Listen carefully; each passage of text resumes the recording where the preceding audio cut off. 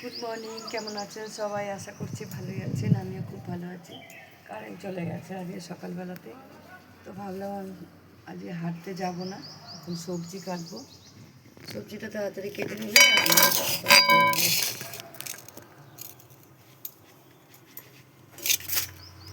এখানে পুরো টাটকা বরবটি আর এই যে নোটে শাক,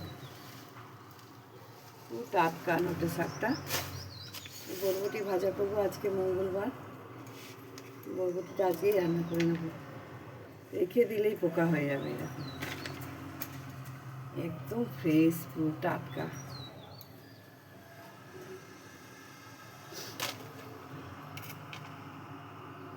বরবটি দিয়ে আলু দিয়ে ভাজা করতে খুব ভালো লাগে।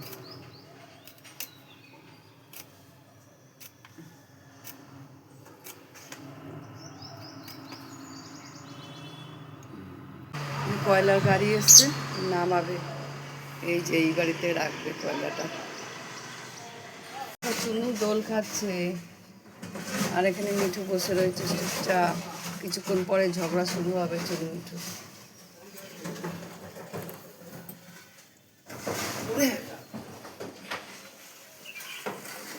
ওই যে কয়লার গাড়ি এসছে, দেখো লোকটা এক ঝুড়ি পুরো কয়লা নিয়ে ওই বাড়িটা রাখবে।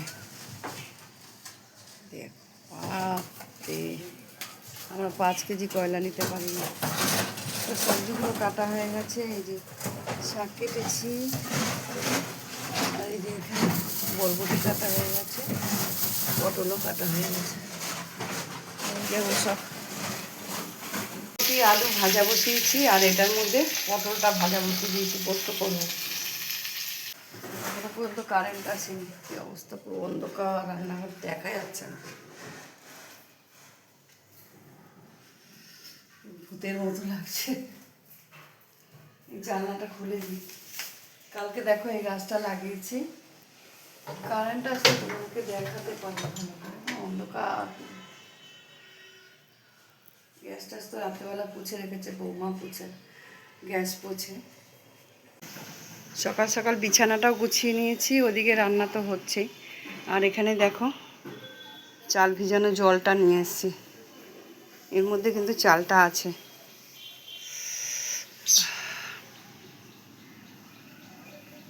এই চাল ধোয়া জলটা দিয়েই আমার গাছটা সুন্দর হচ্ছে।